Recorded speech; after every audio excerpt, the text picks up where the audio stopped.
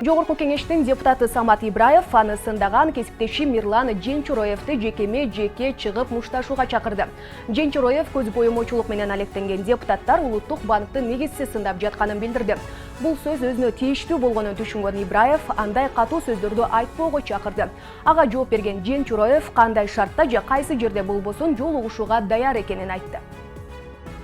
Бұл жерде бири-бирибизди каралап, бири-бирибизге мындайча айтканда мына эшикке чыгып азыр мен ушундай Мирлан Женчуроевго ушундай бир сунуш айтат элем. Мирлан Женчуроев коллегабызга айтып кетким келет. Биз бири-бирибизге андай катуу сөз айтпайлы. Мен сиз мени эки эле жолду көрүп турам азырчы. Сиз менен же соттошушуң керек, же болбосо мен эшикке чыгып бирме-бир чыгышым керек, эркекче ошондой иш кылышыбыз керек болуп турат да. Мындай нерсе эч качан бул жерде кайталанбаш керек деп айткым келет. Сиздер мындай жакшынакай форматта жакшынакай сүйлөгөндү үйрөнсөк, урматтуу коллегалар. Мен регламентке ылайык бирөөнүн да ысымын атаган жокмун. Бирок мен ысым атагандан кийин биринчи айтып коеюн, эгерде вы примеряете на себя и отвечаете, это отлично, значит вы понимаете ответственность и знаете, чем занимаетесь. Второе, угрозы от некоторых таких лиц, они не проходят. Я готов к любым исходам и к любой встрече. Если вы мужчина, вы должны прийти и доказать оба расклада. Бул экинчи.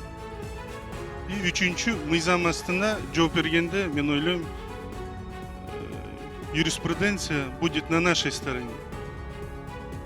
И мы докажем, кто где что брал и чем занимался.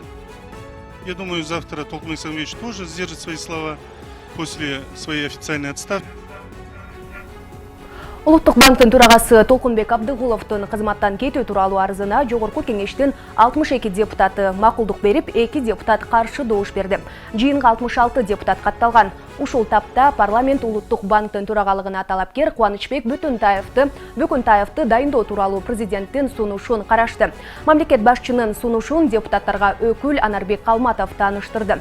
Толкунбек Абдыгулов президенттин сунушу менен эл аралык валюта фондуна Кыргызстандын атынан кеңешчи болуп кетип жатканына байланыштуу арыз жазганын, эч кандай саясий кысым жоктугун билдирди. Толкунбек Абдыгулов Улуттук банкты 2014-жылдан бери жетектеп келет. Ортодо кыска мөөнөткө өкмөткө барып, биринчи вице-премьер-министр кызматын аркалап, кийин ордуна кайткан.